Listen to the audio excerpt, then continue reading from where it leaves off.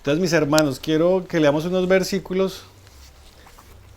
Hay algunas cosas que ya hemos tratado antes, que ya conocen, otras vamos a aprenderlas. Vamos a ir a Primera de Pedro.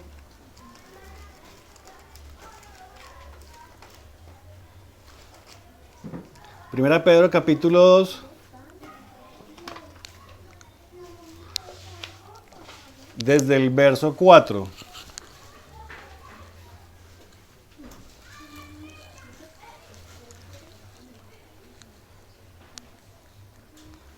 Muchos de los versículos que vamos a leer los conocen, los hemos hablado, los mencionamos muchas veces en las canciones, pero vamos a leerlos hoy, a meditar en ellos. Dice: acercándoos a él, piedra viva.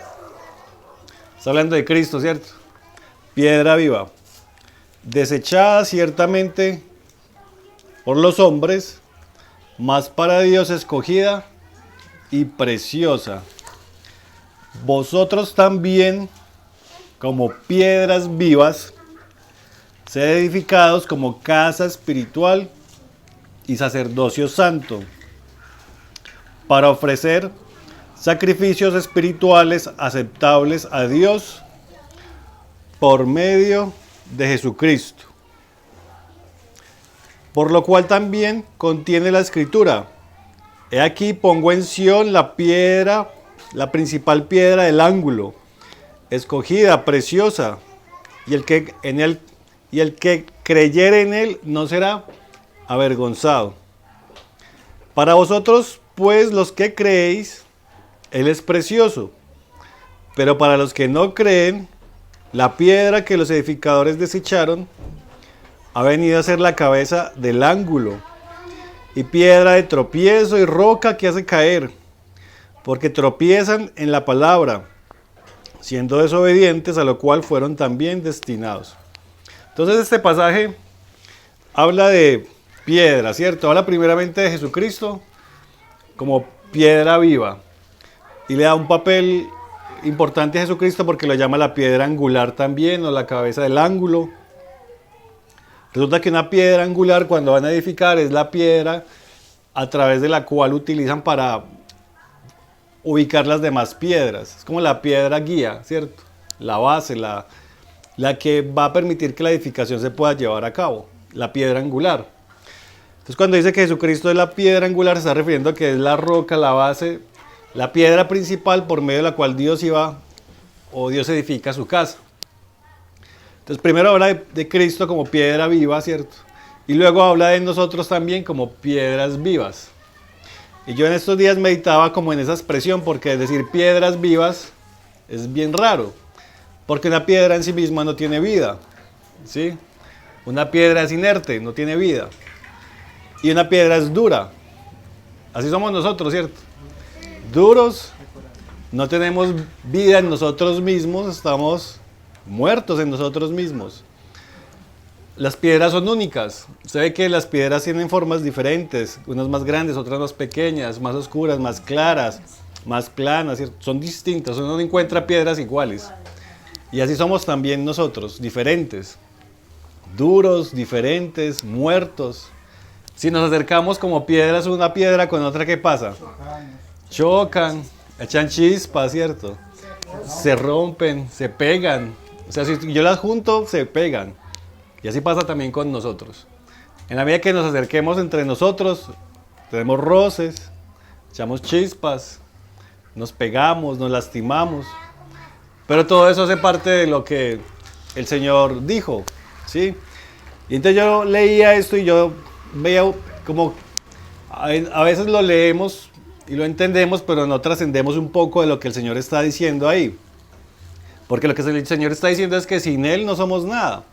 O sea, la piedra está muerta, pero el Señor nos llama piedras vivas. Y somos vivos porque lo tenemos a Él, no por otras razones. Nosotros mismos no hay vida, ¿cierto? Nosotros mismos no tenemos nada bueno para ofrecerle a Dios. Entonces quiero que hoy meditemos en varios pasajes, unos relacionados a Jesucristo primeramente, como piedra viva, como la cabeza del ángulo, ¿cierto? Como la piedra angular, como la piedra principal. Y otros versículos relacionados a nosotros como piedras vivas. Vamos a ver varios textos relacionados a ambas cosas. Primero a Cristo como la piedra, como la roca, como el fundamento, ¿cierto? Y luego a nosotros como piedras vivas que hacemos parte de esa casa que Dios está edificando. Entonces, mire lo que dice en Mateo 16.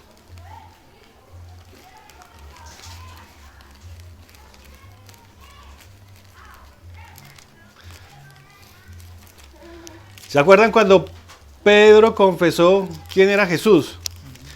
Miren Mateo 16, 16. Dice, respondiendo Simón Pedro dijo, la pregunta era, ¿qué dicen los hombres? ¿Quién soy yo? ¿Quién soy yo? ¿Cierto? Preguntó Jesús. ¿Qué respondió Simón Pedro? Respondiendo Simón Pedro dijo, tú eres el Cristo, el Hijo del Dios viviente. Pedro lo tenía claro. Entonces le respondió Jesús, bienaventurado eres Simón, hijo de Jonás, porque no te lo reveló carne ni sangre, sino mi Padre que está en los cielos. Y yo también te digo que tú eres Pedro, y sobre esta roca, mire que ahí aparece roca, edificaré mi iglesia, y las puertas del Hades no prevalecerán contra ella. Aparece la expresión, dice, sobre esta roca. Y sobre esta roca es sobre la confesión que acaba de hacer Pedro, ¿cierto? ¿Cuál confesión? De que Jesús era el Hijo del Dios viviente. O sea que Jesús mismo está diciendo que Él es una roca. O sea que Él es la roca. ¿Y se acuerdan cuando Él decía la parábola del hombre que edificó su casa en la arena? Y el hombre que edificó su casa en la roca. Y en última la roca Él es el mismo, ¿sí? Entonces Él mismo se está reconociendo como roca. Miren que los discípulos lo reconocieron. Miren Hechos 4.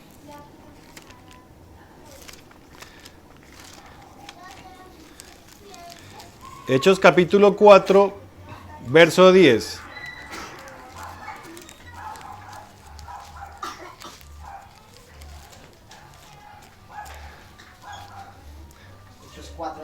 Hechos 4, 10. Este es el discurso de Pedro ante el concilio.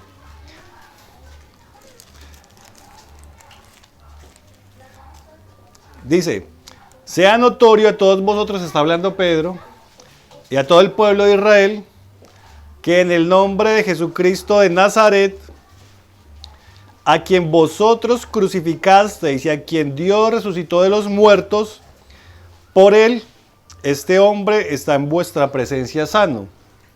Este Jesús, mira lo que dice Pedro, es la piedra reprobada por vosotros, los edificadores, la cual ha venido a ser cabeza del ángulo.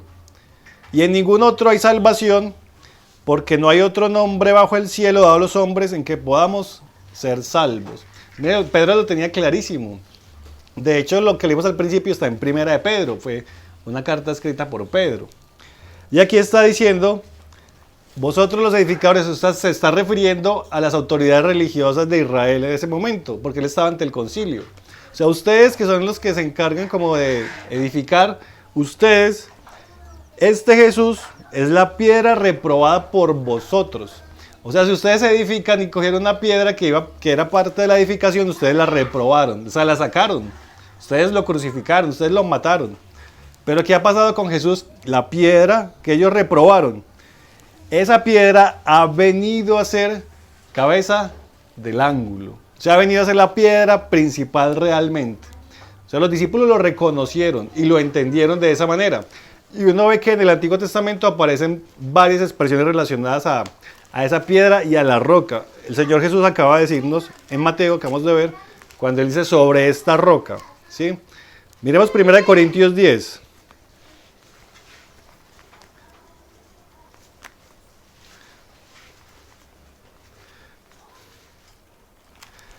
Primera de Corintios 10, desde el verso 1 lo voy a leer.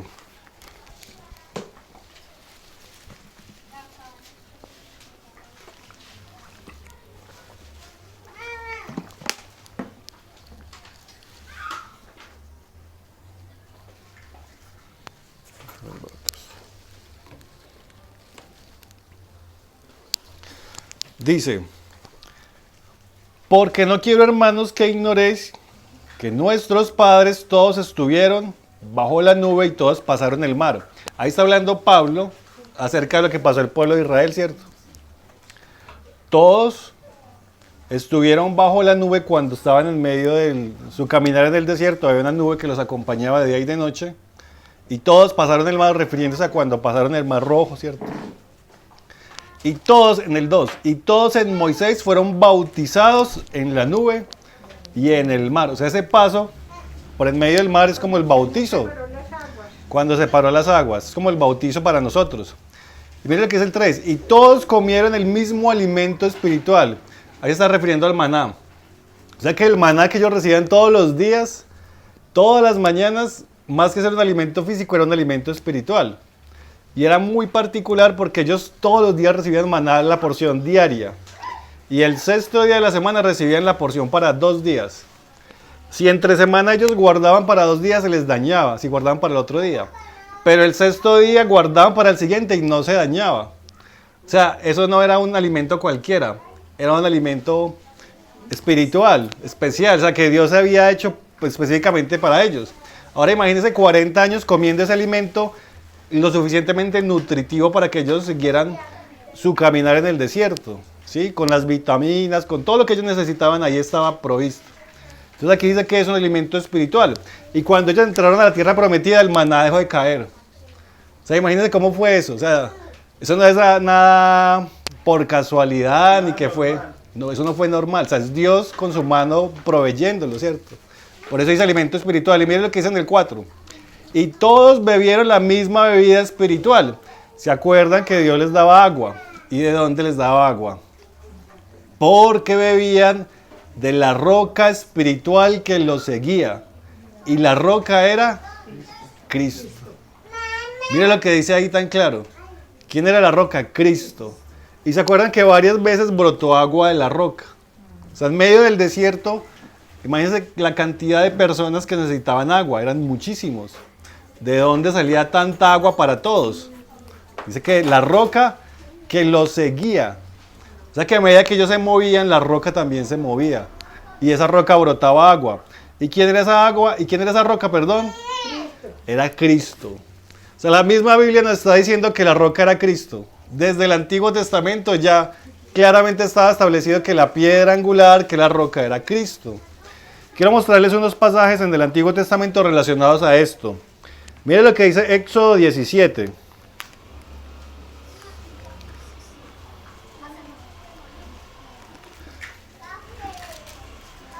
Éxodo 17, vamos a leerlo desde el verso 1.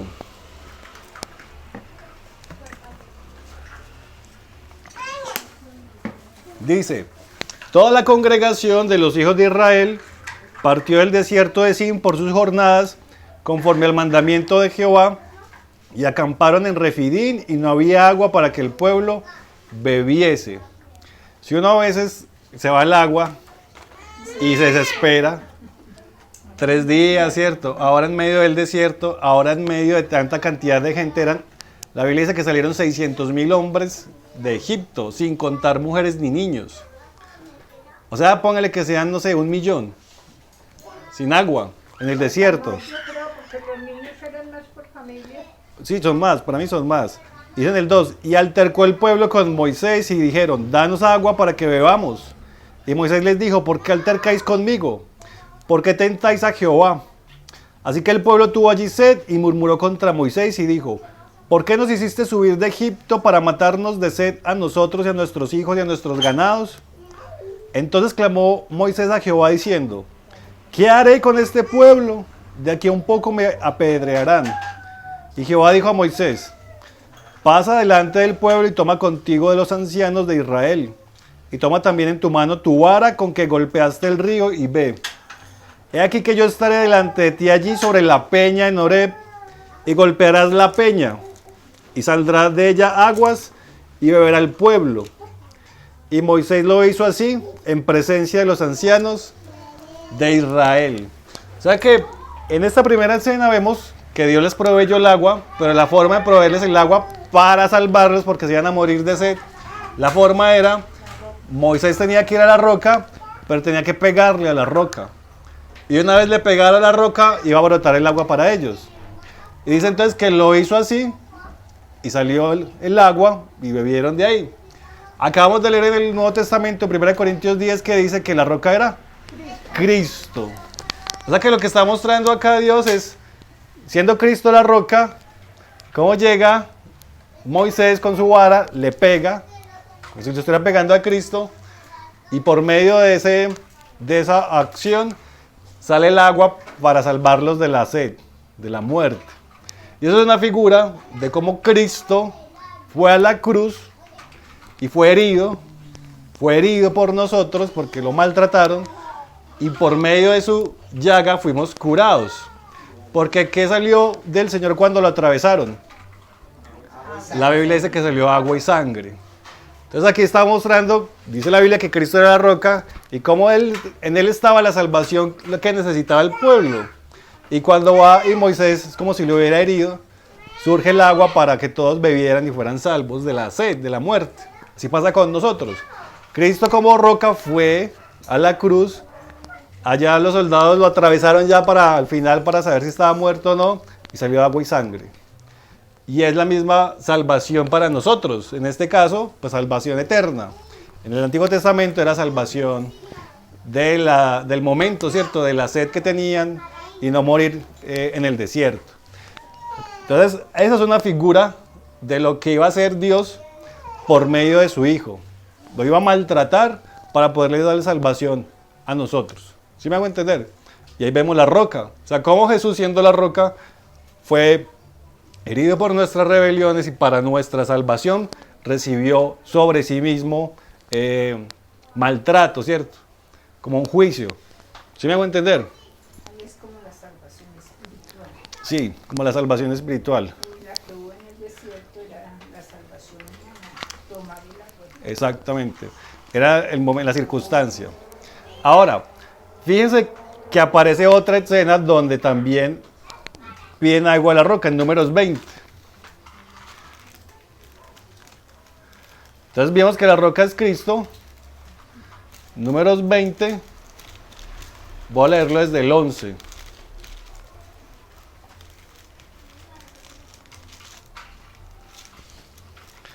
Dice, aunque aquí ya, voy a leerlo otra vez desde el 1, leámoslo todo desde el 1 para que veamos el contexto. Llegaron los hijos de Israel, toda la congregación al desierto de Sin en el mes primero, y acampó el pueblo en Cades, y allí murió María, y allí fue sepultada. Y porque no había agua para la congregación, se juntaron contra Moisés y Aarón, otra vez lo mismo. Y habló el pueblo contra Moisés diciendo, ojalá hubiéramos muerto cuando perecieran nuestros hermanos delante de Jehová. ¿Por qué hiciste venir a la congregación de Jehová a este desierto para que muramos aquí nosotros y nuestras bestias? ¿Y por qué nos has hecho subir de Egipto para traernos a este mal lugar? No es lugar de sementera, de higueras, de viñas, ni de granadas, ni aun de agua para beber. Y se fueron Moisés y Aarón delante de la congregación a la puerta del tabernáculo de reunión, y se postraron sobre sus rostros, y la gloria de Jehová apareció sobre ellos. Y habló Jehová a Moisés diciendo, toma la vara, y reúna la congregación, tú y Aarón tu hermano, y habla la peña a vista de ellos. Mire la instrucción que le dio ahora. La instrucción de ahora fue que le hablara. En la que vimos hace un momento era que le pegara. Aquí le dijo, habla la peña a la vista de ellos, y ella dará su agua. Y le sacarás aguas de la peña, y darás de beber a la congregación y a sus bestias. Entonces Moisés tomó la vara de delante de Jehová, como él mandó. Y reunieron Moisés y Aarón a la congregación delante de la peña, y les dijo, mire cómo habló Moisés, oíd ahora rebeldes. O sea, Moisés estaba enojado, estaba bravo. Oíd ahora rebeldes, como con rabia, os hemos de hacer salir aguas de esta peña. Entonces alzó Moisés su mano y golpeó la peña. ¿Y qué era lo que le había dicho Dios? Que le hablara. Y golpeó la peña con su vara 2 veces, y salieron muchas aguas, y bebió la congregación y sus bestias. Y Jehová dijo a Moisés y a Aarón, por cuanto no creísteis en mí para santificarme delante de los hijos de Israel, por tanto no meteréis esta congregación en la tierra que les he dado. Es cuando Dios le dice a Moisés que no iba a entrar a la tierra prometida, por haberle pegado otra vez a la peña. Estas son las aguas de la rencilla por las cuales contendieron los hijos de Israel con Jehová y Él se santificó en ellos. Y ahí hay una cosa importante, o sea, era la misma roca, pero la primera vez le pegaba a la roca y la segunda vez tenía que hablarle. Y ahí está mostrando los dos pactos. El primer pacto, que era dándole vara, está mostrando el pacto que es el antiguo pacto por medio de la ley. Porque la ley lo que hacía era la paga del pecado de la muerte, el que pecaba merecía la muerte, o sea, merecía la vara inmediatamente, el del antiguo pacto. Pero ahora en el nuevo pacto es el pacto de la gracia, que Cristo ha pagado por nuestros pecados. Entonces por eso Moisés tenía que ir a hablarle, porque ya en el pacto antiguo ya había recibido lo que merecía por medio del castigo que había recibido la peña antes. ¿Sí me hago entender? O sea, ahí está mostrando los dos aspectos, el del antiguo pacto, que es la ley, pero ahora es la gracia, por eso tenía que hablarle a la peña. Y si Cristo ya había pagado por nuestros pecados, con el golpe que había recibido antes, no tenía que volverle a pegar. ¿Sí me hago entender? Pues viéndolo y entendiéndolo de esa manera. Entonces Moisés lo que hace fue pegarle, porque en su interior pues tenía rabia con la congregación de Israel. Pero lo que Dios estaba mostrándonos era, ya había pasado, ya había pagado el precio de la roca que es Cristo, ya había dado el agua para salvarlos, ya había recibido todo el peso de la ley con el varazo que le había dado Moisés antes, pero ahora lo que tenía que era que hablarle, porque era el pacto de la gracia. Y pues Moisés finalmente no lo hace así, y eso hace que él no entre a la tierra prometida, sino que la ve de lejos antes de su muerte, ¿cierto? Entonces, mire que desde el Antiguo Testamento aparece la roca, y la roca proveyendo la salvación para el pueblo, así como para nosotros Dios ha provisto salvación. Mire lo que dice Isaías 48.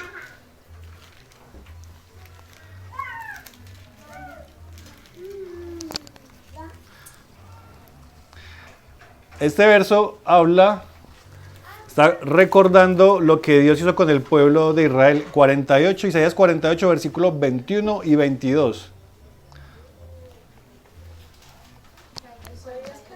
Isaías 48, 21 y 22. Ahí está recordando lo que pasó con el pueblo y vea lo que dice. No tuvieron sed cuando los llevó por los desiertos. Les hizo brotar agua de la piedra. Mira lo que dice ahí. Abrió la peña y corrieron las aguas. Realmente, pues si yo le pego a la peña, yo no la voy a abrir. Sí, pues eso es un golpe de una roca. Pero lo que está diciendo aquí Dios es que por medio de esa roca, por medio de esa peña que se abrió, fue que vino el agua para que ellos no tuvieran sed y fueran salvos. Tal cual como ocurre con Cristo, ¿sí? Cristo, al recibir el pago por nuestros pecados, pues su costado es abierto, se abre y sale el agua que nos limpia de nuestros pecados junto con la sangre, ¿sí? O sea que ahí está mostrando de una manera figurativa o tipológica. Decimos que es tipológica porque 1 Corintios dijo que la peña era Cristo, o sea, literalmente lo dice. Que la roca está proveyendo salvación para nosotros. Por eso esa piedra angular que los edificadores desecharon vino a ser cabeza del ángulo, porque es que de ahí viene la salvación. Y porque de ahí viene la edificación de la casa. ¿Sí me hago entender? Entonces, esos son algunos aspectos relacionados a Cristo. Ahora miremos algunos aspectos relacionados a nosotros como piedras vivas, porque nosotros nos llama así la Biblia, piedras vivas. Miren lo que es ahí mismo en Isaías 51.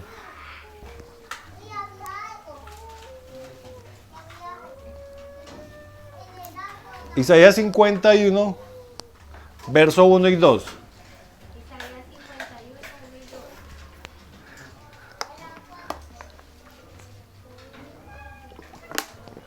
Dice, oídme, los que seguís la justicia, los que buscáis a Jehová, mirad a la piedra de donde fuisteis cortados, y al hueco de la cantera de donde fuisteis arrancados. O sea, las piedras son sacadas de una cantera, son cortadas de una cantera, salen de otra piedra. Y lo que está diciendo acá es que hay una piedra, mirad la piedra de donde fuisteis cortados. Hay una piedra principal de donde nosotros hemos sido cortados. Y hay una cantera de donde hemos sido arrancados. Ya vimos quién es esa piedra. La piedra angular que los edificadores desecharon es Cristo. Y de ahí hemos sido nosotros arrancados y tomados también. Y el hueco de la cantera de donde fuisteis arrancados. Dice en el 2, mirad a Abraham vuestro padre y a Sara que os dio a luz. Porque cuando no eran más que uno solo, lo llamé, lo bendije y lo multipliqué. O sea, está diciendo, mírenlos a ellos de dónde salieron. ¿Qué eran ellos?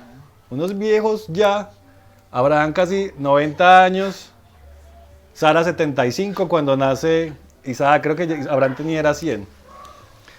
Eran personas mayores y Dios les había prometido una gran descendencia y resulta que Sara era estéril y ya a su edad les da solo un hijo. Entonces uno dice, uy, pero qué gran descendencia si solo nos dio un hijo.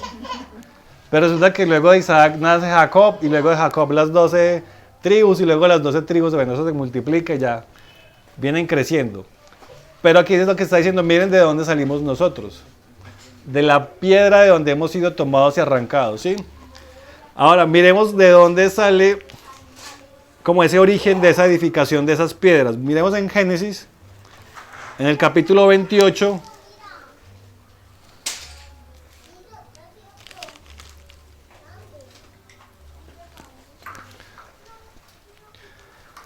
Desde el verso 18. 28, 18.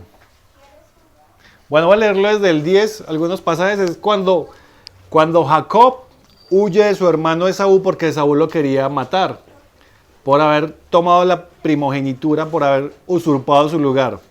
Entonces sale Jacob huyendo de su hermano. Entonces dicen el 10, 28, 10. Salió pues Jacob de Beerseba y fue a Harán.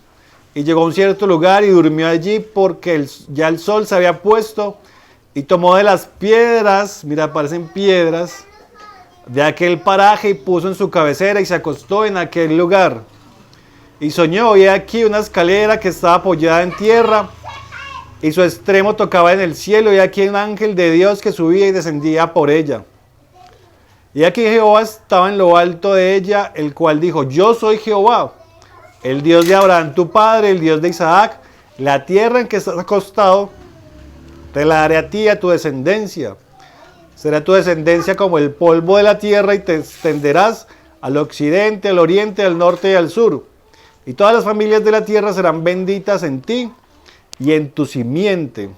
He aquí yo estoy contigo y te guardaré por donde quiera que fueres y volveré a traerte a esta tierra porque no te dejaré hasta que haya hecho lo que te he dicho.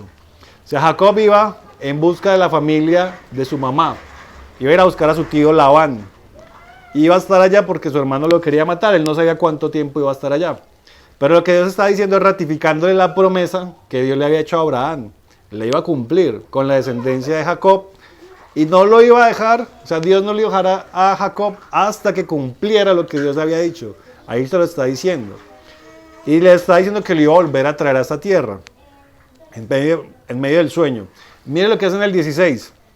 Y despertó Jacob de su sueño y dijo, ciertamente Jehová está en este lugar y yo no lo sabía. Y tuvo miedo y dijo, cuán terrible es este lugar. No es otra cosa que casa de Dios y puerta del cielo. Y se levantó Jacob de mañana y tomó la piedra, mire, aparece la piedra que había puesto de cabecera, donde él había dormido, ¿cierto? Y la alzó por señal, o sea, donde tenía como almohada, la levantó esa piedra. O sea, ¿qué vio Jacob para que hiciera eso? La tomó por señal y derramó aceite encima de ella. Dígame si eso no es muy significativo, porque es una piedra muerta, pero para que esa piedra tuviera como vida, le puso aceite. ¿Y qué es lo que hace el Señor con nosotros cuando el Espíritu Santo viene a morar en nosotros? Nos unge con aceite, ¿cierto? Siendo piedras nosotros, muertos en nosotros mismos, inertes, recibimos el Espíritu Santo y es como si ese aceite viniera y nos ungiera y nos diera vida. Y mire que desde acá Jacob lo hizo. Pero lo más tremendo es cómo llama ese lugar. En el 18, Y se levantó Jacob de mañana y tomó la piedra que había puesto de cabecera y la selló por señal y derramó aceite encima de ella. Y llamó el nombre de aquel lugar Betel, aunque Luz era el nombre de la ciudad primero. ¿Qué significa Betel? Casa de Dios. O sea, ¿qué vio Jacob? Para que dijera casa de Dios y cogiera una piedra y le pusiera aceite. O sea, algo tuvo que haber visto más allá de lo que alcanzamos a imaginar nosotros. Claro, pero terrible porque está la presencia de Dios ahí mismo. Exactamente. Tuvo miedo, dijo, cuán terrible, aquí está la presencia de Dios. No es otra cosa que casa de Dios y puerta del cielo. Porque había visto a esos ángeles cómo subían y bajaban en esa escalera. ¿Se acuerdan que cuando Jesús comenzó su ministerio, dijo, de ahora en adelante van a ver ángeles subiendo y bajando? Sí, estaba haciendo referencia a esta escena. Entonces desde ahí, miren, desde ahí comienza piedras que son inertes, pero comienzan como a tener vida porque son ungidas. En este caso es una forma como representativa de lo que iba a pasar después. Pero si uno sigue, digamos, en la palabra esas piedras, cómo van cambiando más adelante, que es una casa, porque aquí dice que es casa de Dios, más adelante Dios le da las instrucciones a Moisés de que hagan el tabernáculo, porque era el lugar de la reunión, el lugar donde Dios tenía su presencia para que el pueblo viniera a pedir perdón por sus pecados, para que vinieran a hacer los sacrificios, para que Dios hablara ahí, para que Dios guiara, ¿cierto? Entonces, esas piedras que Jacob unge, luego se convierten en el tabernáculo, pero posteriormente viene el templo que edifica Salomón. Salomón dice, dice David, no es bueno que nosotros vivamos en tiendas y que nosotros tengamos casas y que el arca de Dios esté en tiendas. Hagámosle una casa también al arca. Y entonces David reúne todos los materiales que necesitaba, pero David no edifica la casa. Porque Dios le dice, no, tú has derramado mucha sangre, tu hijo va a edificar la casa. Y eso es una forma también tipológica. Dios Padre, como si fuera David, tiene todo y se lo entrega a su hijo para que su hijo sea el que edifique la casa para el Padre. Así como Dios le dice al hijo que edifique su casa para él, ¿cierto? Entonces en el templo de Salomón es como una evolución de esa casa. Primero comienza con estas piedras siendo ungidas, luego pasa el tabernáculo, el lugar de la reunión, y luego viene el templo de Salomón, donde ya es un templo físicamente construido, pero era la casa donde se hacían los sacrificios, donde estaba la presencia de Dios, donde iban los sacerdotes a servir, donde estaba el pueblo haciendo los sacrificios por el pecado. Quiero leer un pasaje relacionado a esa construcción en Primera de Reyes 6.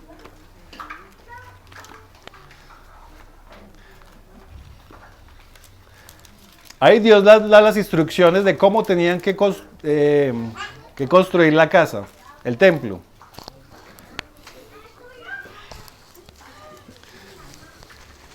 Dice en Primera de Reyes 6 desde el verso 1. Dice, en el año 480, después de que los hijos de Israel salieron de Egipto, el cuarto año del principio del reino de Salomón sobre Israel, en el mes de Sif, que es el mes segundo, comenzó él a edificar la casa de Jehová. La casa que el rey Salomón edificó a Jehová tenía, y empieza a dar las medidas, 60 codos de largo y 20 de ancho y 30 codos de alto. Y el pórtico delante del templo de la casa tenía 20 codos de largo a lo ancho de la casa, y el ancho delante de la casa era de 10 codos. E hizo a la casa ventanas anchas por dentro y estrechas por fuera. Edificó también junto al muro de la casa aposentos alrededor, contra las paredes de la casa alrededor del templo y del lugar santísimo. E hizo cámaras laterales alrededor. El aposento de abajo era de 5 codos de ancho, el de en medio de 6 codos de ancho y el tercero de 7 codos de ancho, porque por fuera había hecho disminuciones a la casa alrededor para no empotrar las vigas en las paredes de la casa. Y póngale cuidado a este versículo. Y cuando se edificó la casa, mire cómo se edificó, la fabricaron de piedras que traían ya acabadas. No, ponle cuidado. De tal manera que cuando la edificaban, ni martillos ni hachas se oyeron en la casa, ni ningún otro instrumento de hierro.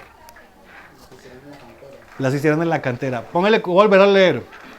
Y cuando se edificó la casa, o sea, cuando ellos comenzaron a construir la casa, ¿sí?, traían las piedras de un lugar, de la cantera. Pero ¿cómo las traían? La fabricaron de piedras que traían ya acabadas. O sea, las piedras que traían para edificar la casa ya estaban listas para ponerlas en el templo. O sea, en la cantera eran donde la forma. Cuando no hacen ladrillo. Claro, pero aquí no eran ladrillos, sino que eran piedras. En la cantera eran donde las pulían, donde las lijaban. Claro. En la cantera eran donde las perfeccionaban. No, esta piedra está muy... Claro. Esta hay que quitarle un pedacito más acá, esta hay que lijarla.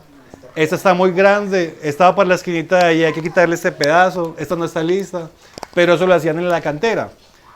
¿Qué pasaba? Claro, dice, cuando edificó la casa la fabricaron de piedras que ya traían ya acabadas. O sea, las piedras que traían ya estaban listas para la edificación. ¿Por qué? De tal manera que cuando la edificaban, ni martillos ni hachas se oyeron en la casa, ni ningún instrumento de hierro. Las tenían listicas para meterlas ahí. En medio de la edificación de la casa no habían instrumentos, ni martillo, ni hacha, ni nada que generara ruido. No se escuchaban, ¿sí?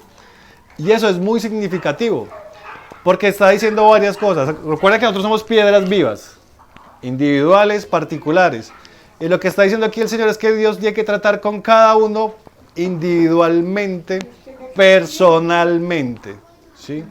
El trato con cada uno es personal y es íntimo.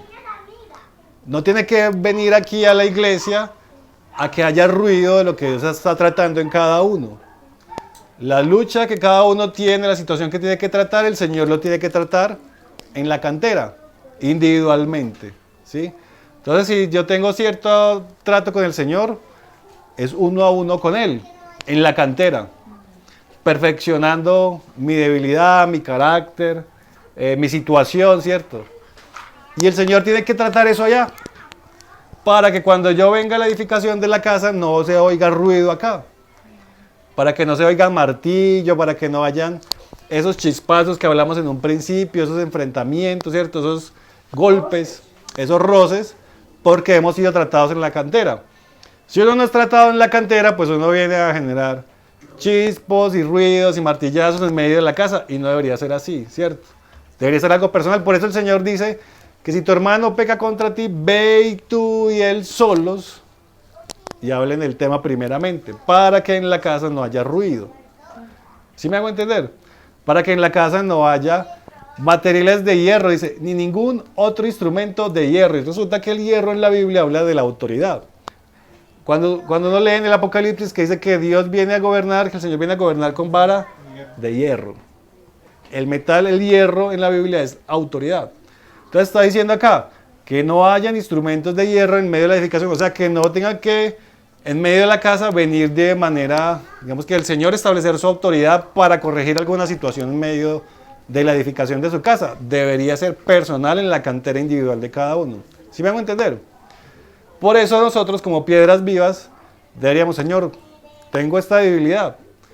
¿Se acuerdan que el Señor decía que cada uno entraba a su cuarto y cerraba la puerta, oraba al Padre y oraba de esta manera? O sea, cada uno individualmente, personalmente, debería ser tratado por el Señor, como leímos hace un momento, mirad la piedra de donde fuisteis tomados. O sea, Señor, yo soy una piedra dura, trabaja conmigo en mi individualidad, en mi intimidad con Él, en mi casa, para que cuando yo venga a la iglesia no genere ruido, ¿sí? Para que cuando yo me reúna con mis hermanos no esté generando ruido y tenga que el Señor venir con vara de hierro a corregirme en medio de su casa, sino que esa corrección no sea necesaria porque Él ya me está tratando desde la cantera, ¿sí? ¿Y en la cantera qué hace? Pues en la cantera el Señor sabe, no, hay que pulirlo, porque esta piedra todavía no es apropiada, es muy áspera, ¿cierto? Va a ponerla allá, esta piedra va en la pared y necesita ser más suavecita. Voy a lijarlo. Esta piedra tiene este lado que hay que quitárselo, esta piedra tiene que ser más chiquita, esta piedra.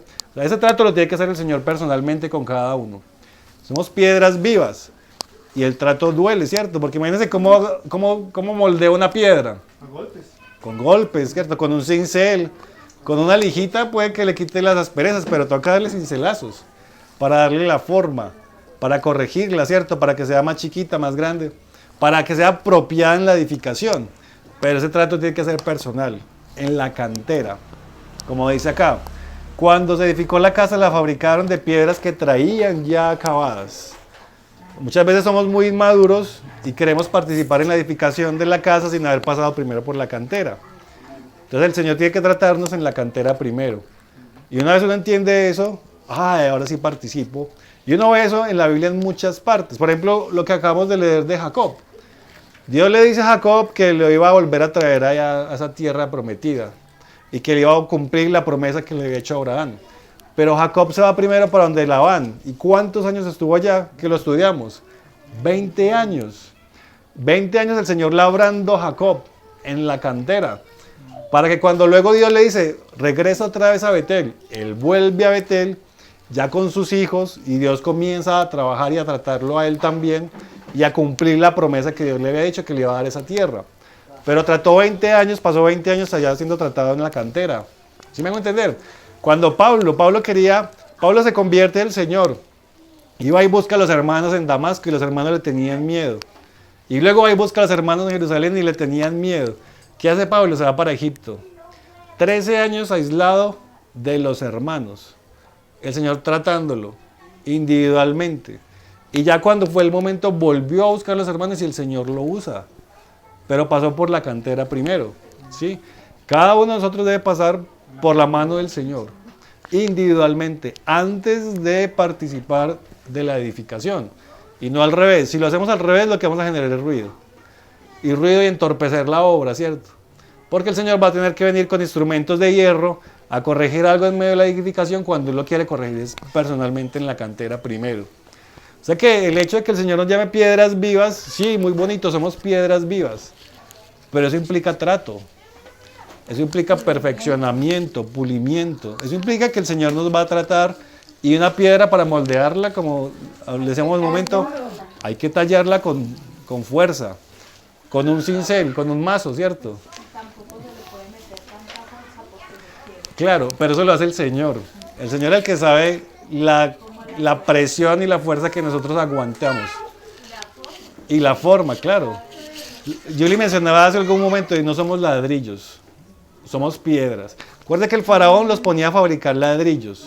Porque son todos igualitos los ladrillos y no importa dónde van, todos se meten. Son así rectangulares, ¿cierto? Y listo. Pero las piedras no. Las piedras son únicas. Y necesita de un diseñador, ¿cierto? De un edificador que esté pensando, puliéndolas, perfeccionándolas para poderlas meter. El ladrillo lo fabrica el hombre y la piedra Dios. Exactamente. El ladrillo es algo creado. Es algo que nosotros concebimos. Y acuérdense que el Señor dice que somos polvo de la tierra. Y si nos convertimos en ladrillos, o sea, de polvo pasamos a ser ladrillos. Y Dios no quiere que seamos ladrillos. O sea, porque seamos igualitos, cuadriculados, no. Quiere que seamos piedras, tratadas, pulidas, para poder participar de la edificación de su casa. Entonces, esas piedras el Señor nos tiene que tratar. E individualmente cada uno tiene que ir a la cantera y decirle, Señor, ¿qué tengo que tratar antes de poder participar de tu casa, de la edificación de tu casa? ¿Sí? Ahora, ustedes han leído la profecía de Daniel cuando Dios le muestra a Nabucodonosor una figura. La figura de oro, ¿cierto? Los pies de diferentes materiales, las diferentes partes, y esa profecía habla de diferentes reinos. Eran diferentes reinos que iban a estar pasando y un reino se le iba a establecer al otro reino y luego el siguiente. Esa figura finalmente, ¿quién la destruye? Una piedra, una roca que cae del cielo y destruye esa figura. O sea, esa figura habla de la historia del hombre, de cómo una nación, cómo un imperio luego se establece sobre otro imperio y así varias veces va pasando. Pero ese imperio finalmente va a ser destruido por una roca que cae del cielo, que es Cristo. Y luego, ¿en qué se convierte esa roca? ¿Sí se acuerdan? Esa roca termina convirtiéndose en una montaña. En una montaña, en un monte. O sea, ese que es Cristo solito en un principio, no termina estando solo. Termina estando en un monte, y un monte lleno de piedras, de nosotros, de la iglesia, ¿sí? Que es la que va a reinar con Cristo. Pero entonces ustedes pueden leer eso en la profecía de Daniel y se van a dar cuenta que esa roca es Cristo y que finalmente va terminando con la iglesia reinando con él, ¿sí? Vamos a terminar leyendo un pasaje en Efesios. Efesios 2.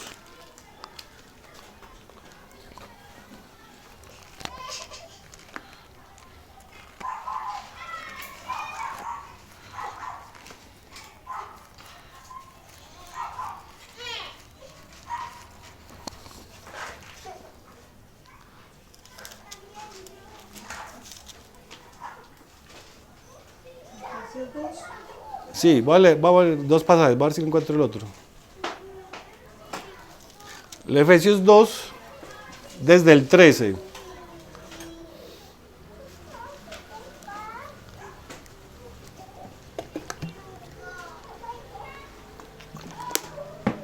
Dice, pero ahora, en Cristo Jesús, vosotros que en otro tiempo estabais lejos, habéis sido hechos cercanos por la sangre de Cristo.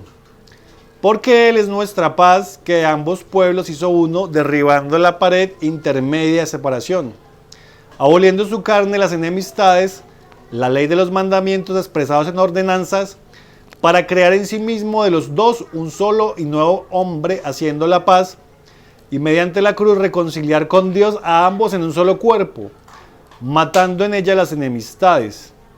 Y vino y anunció las buenas nuevas de paz a vosotros que estabais lejos, y a los que estaban cerca, porque por medio de él, los unos y los otros tenemos entrada por un mismo espíritu al Padre. Así que ya no sois extranjeros ni advenedizos, sino conciudadanos de los santos y miembros de la familia de Dios, edificados sobre el fundamento de los apóstoles y profetas, siendo la principal piedra del ángulo, Jesucristo mismo. Mire que ahí está coincidiendo con lo que hemos venido hablando. Somos edificados en el fundamento que nos dejaron los apóstoles y los profetas, pero hay un fundamento que no podemos quitar, ¿cierto? Que hay una piedra angular que es Jesucristo. No la podemos quitar, Jesucristo. En el 21, en quien todo el edificio, o sea, si hay un edificio es porque somos muchas piedras que estamos siendo ahí incrustadas para la edificación que Dios está haciendo. Todo el edificio bien coordinado va creciendo para ser un templo santo en el Señor. ¿Cómo crece? Crece si el edificio está bien coordinado. ¿Quién coordina eso? Pues Dios, que es el edificador, ¿cierto? Por medio de su Espíritu. Pero nosotros participamos de esa edificación siendo las piedras que Él está incrustando en medio de esa casa espiritual. Para ser un templo santo en el Señor. En el 22, en quien vosotros también sois juntamente edificados para morada de Dios en el Espíritu. O sea, el Señor no nos está pidiendo que edifiquemos algo material, ¿cierto? Una casa como tal, sino espiritual, donde nosotros somos las piedras de esa casa y Él viene a habitar con nosotros, viene a habitar en nosotros, como dice acá, para que seamos una morada de Dios en el Espíritu. Entonces, cuando nos llamamos piedras vivas, mire todo lo que implica. Implica que tenemos vida solamente porque Él nos ha dado vida. Porque la piedra está muerta. Implica que somos diferentes. Por eso no podemos pedirle a los hermanos que sean como uno o como el otro. Pero es que este hermano es así, ¿usted por qué no es como tal hermano? No, somos particulares, ¿sí? El Señor nos ha dado su espíritu y está tratando con cada uno en particular. El hecho de que seamos piedras vivas hace que nos choquemos unos con otros, que nos rocemos, que echemos chispas, pero eso lo que está mostrando es que tenemos que ser perfeccionados para poder encajar en ese edificio, ¿sí? El hecho de que el Señor nos haya recibido el hermano, así a mí no me guste, pues el Señor lo recibió. Y hace parte del templo y del edificio que el Señor está construyendo. Él es el edificador y Él lo recibió. O sea, yo soy otra piedra más. O sea, yo no tengo por qué tomar la autoridad que Dios como edificador tiene para decir esta piedra sí, esta piedra no. Le corresponde al edificador, ¿sí me hago entender? Somos duros, somos duros. El Señor tiene que tratarnos y para tratar esa dureza utiliza herramientas de hierro, duras, pero lo va a hacer en la cantera, en la individualidad de cada uno. Hay asuntos que se tratan con varios hermanos porque se necesitan ayuda, ¿cierto? Pero deberíamos hacerlo de la manera más privada posible para que en la edificación no haya ruido, porque así sucedió cuando él edificó el templo, ¿sí? Y muchas veces nosotros hacemos mucho ruido. Mucho ruido. ¿Se acuerdan que cuando, vamos a ver si encuentro, no sé, cuando Pedro le preguntó por Juan a Jesús, y le preguntó, bueno, ¿y este qué? ¿Y qué le dijo Jesús? ¿A ti qué te importa? Sígueme. Sí, exacto. Como que qué le iba a pasar a Juan, ojalá, no sé si me ayudan a buscarlo, lo leemos. O sea, Pedro le pregunta al Señor por Juan. Venga, ¿y Juan qué? Y el Señor le dice, ¿y a ti qué te importa? Sígueme. Y así pasa con las piedras, ¿sí? ¿Este hermano qué? No, nuestra labor no es juzgar a las piedras. Nuestra labor es seguir al Señor. Y que el Señor nos trate en la cantera, ¿cierto? Para que podamos encajar en la edificación. Pero no nos corresponde a nosotros seleccionar el lugar de cada piedra, ni corregir a las piedras, ni aprobarlas, ni tomarnos la autoridad sobre ellas, sino participar. ¿Cómo participamos? Señor, trátanos en la cantera y en dónde debo de ir yo. ¿Sí? ¿A dónde me corresponde? No me corresponde hacer ruido en la edificación, me corresponde recibir del Señor. Estar listos para la edificación. Sí lo encontraron en el pasaje, hermano. A ver si lo leemos. El de Juan cuando le pregunta a Pedro al Señor por Juan y le dice como, ¿y tú qué? Sígueme.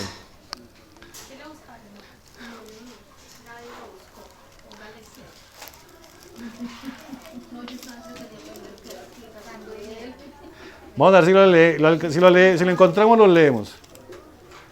Yo lo leí, pero no lo escribí.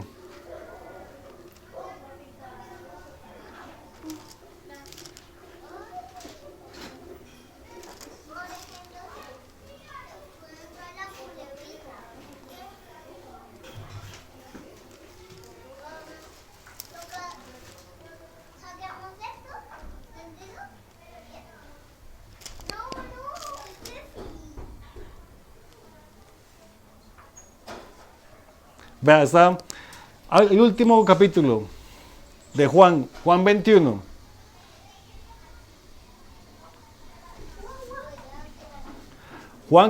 Terminemos con este. Juan capítulo 21, desde el verso 20.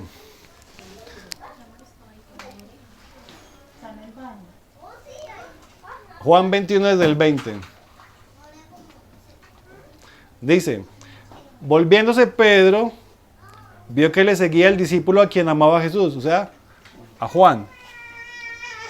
Ahí ya había resucitado el Señor, ¿cierto? Y ya el Señor le había dicho a Pedro, Pedro, me amas las 3 veces. Entonces le dice, volviéndose Pedro, vio que le seguía el discípulo a quien amaba a Jesús, el mismo que en la cena se había recostado al lado de él y le había dicho, Señor, ¿quién es el que te ha de entregar? En el 21, cuando Pedro le vio, dijo a Jesús, mira lo que le pregunta Pedro a Jesús, Señor, ¿y qué de este? O sea, ¿qué va a pasar con Juan? ¿Sí? Y Jesús, ¿qué le dice en el 22? Jesús le dijo, si quiero que él quede hasta que yo venga, ¿qué a ti? O sea, si yo quisiera que él se quedara hasta que yo volviera, a usted, ¿qué le importa, cierto? Como, ¿qué a ti? O sea, de una manera muy educada. O sea, ¿qué te incumbe? ¿Sí? Sígueme tú. O sea, lo que el Señor está diciendo, usted ocúpese en seguirme, que yo me ocuparé de Juan y de lo que tenga el propósito con él. Entonces, tenemos que pedirle al Señor en cuanto a eso. ¿Listo?